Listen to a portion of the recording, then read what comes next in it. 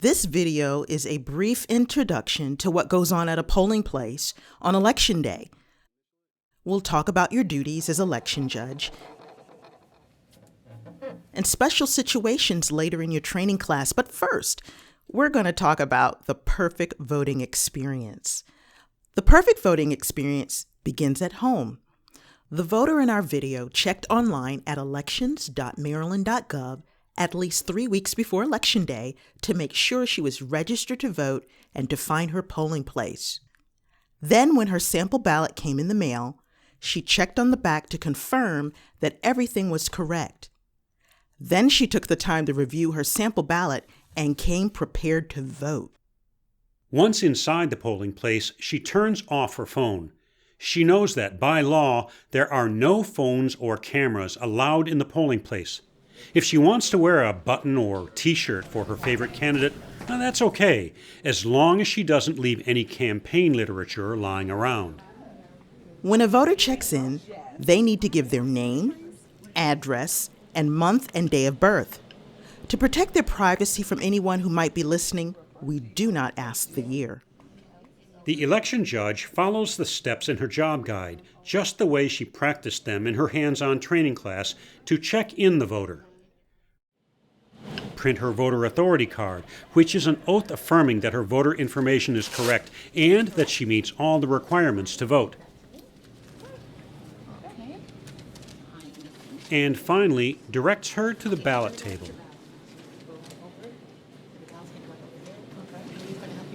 Okay. Thank you. You have one.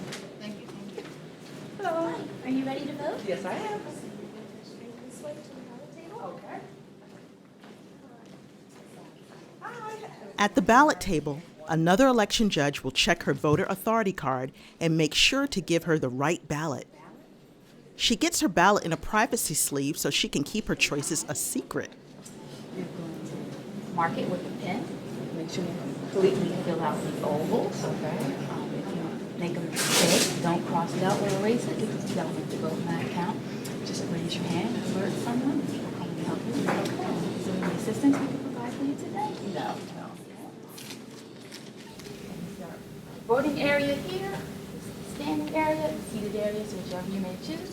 And if you need any assistance, let us know. Okay. Require any assistance at all? All right. No, not at all. Thank you. Would you like to stand or sit? Next, she goes to a voting booth where she will mark her ballot, filling in ovals by hand. If she has a disability or finds it difficult to mark her ballot by hand, that's not a problem at all. She can still have a perfect voting experience and mark her ballot independently and privately using a special ballot marking device with an audio ballot, a touch screen, and other accessibility features. If she needs a translator, that's not a problem either. She can bring her own translator, or we can call one for her on the phone. Every polling place has at least one election judge who speaks Spanish, and the county's language line offers translation services on Election Day in more than 150 different languages. Once she has finished marking her ballot and is satisfied with the choices she has made, she can take it to the digital scanner and cast her ballot.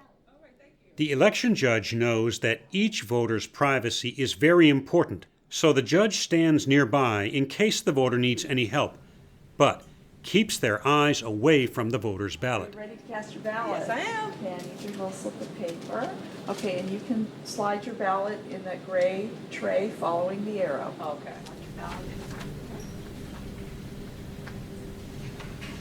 The voter hands her voter authority card and her privacy sleeve to the election judge and gets an I voted sticker. That's it, a perfect voting experience. Hi there. Thank you so much for voting today. Here's your I voted sticker. And if you've got a couple of minutes, we'd like you to fill out this survey form to give us some feedback on how you think the voting process went today. As an election judge, you'll do your best to help every voter have a perfect voting experience. Sometimes, though, voters will need your help to handle a special situation. For example, they may need to vote a provisional ballot that goes into a special orange ballot bag if, for example, their address doesn't match their voting record, they're in the wrong polling place, or they've already been sent an absentee ballot. There are also procedures that you will be trained to follow to protect the integrity of the voting process, like documenting the chain of custody of voting materials and making sure that the number of voters who check in matches the number of ballots cast.